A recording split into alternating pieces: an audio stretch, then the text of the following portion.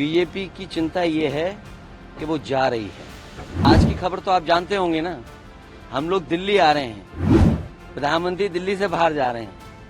तो सोचिए, वो पहले से ही तय हो रखा है कि दिल्ली कौन आ रहा है, दिल्ली से बाहर कौन जा रहा है। ये नया आविष्कार हुआ है कि ईडी सीबीआई इनकम टैक्स तो लगाइए और जितना चाहो उतना चंदा वसूल लो। ब्रह्मांड में इतना किसी ने झूठ नहीं बोला होगा जितना भारतीय जनता पार्टी ने ब्रह्मांड में झूठ बोला है। बीजेपी कह रही है कि आज इंडिया अगेंस्ट करप्शन दोबारा हो रहा है, पर जितने भी करप्ट नेता हैं आज उन सबको देखा जाएगा वहां पर। How do you respond to? देखिए, बीजेपी की चिंता ये है कि वो जा रही है।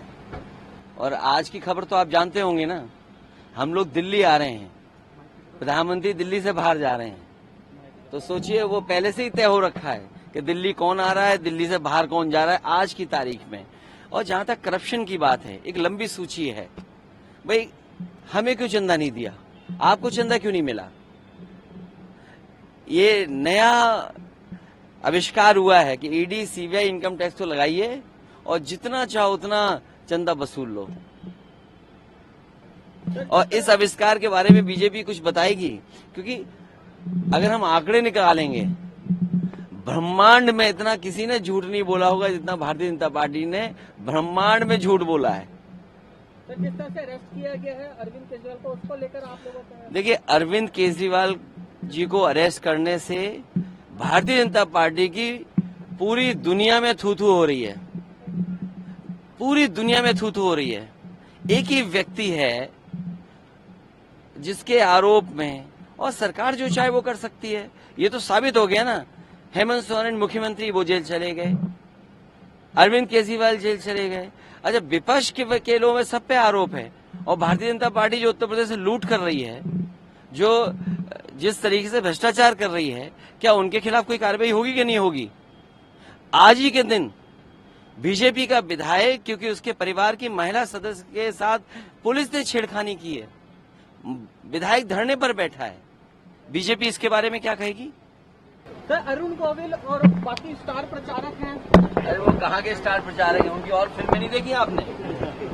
और फिल्में नहीं देखी उनकी आपने?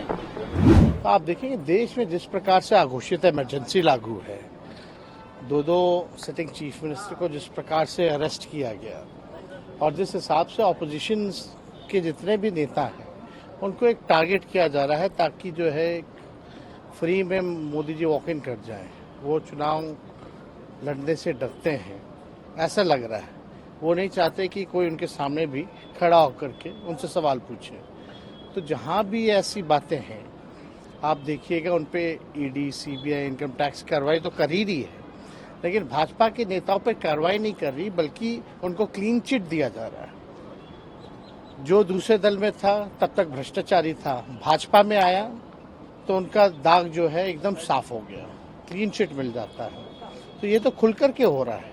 अब ये जनता को तय करना है कि ये साफ दिख रहा है कि किस प्रकार से एक प्रोपेगेंडा जो है और तानाशाही देश में चल रही है, जिसको इन लोगों को लड़के हटाना है। नहीं जी, हम लोगों के मालिक तो जनता है।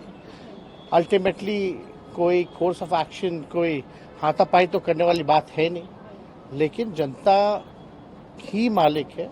मतदान में इनको चोट करे, यही हम लोग चाहते हैं। तो 400 पार का नारा दे रहे हैं, 400 पार का नारा। उनका मुंह है, वो तो बोलेंगे, उनके मुंह से जो मन में आए वो बोलें, उससे हम लोगों को कोई फर्क नहीं पड़ने वाला है। आज स्थिति ये आ गई है, इस तरह की कार्रवाई अगर कर रहे हैं, जिस हिसाब से तोड़ना, डराना, धमकाना, जेल भेजना, तो ये साबित हो गया है कि ये लोग डरे हुए हैं। 400 क्या, इन लोगों को 150 भी बड़ा मुश्किल से ही आएगा।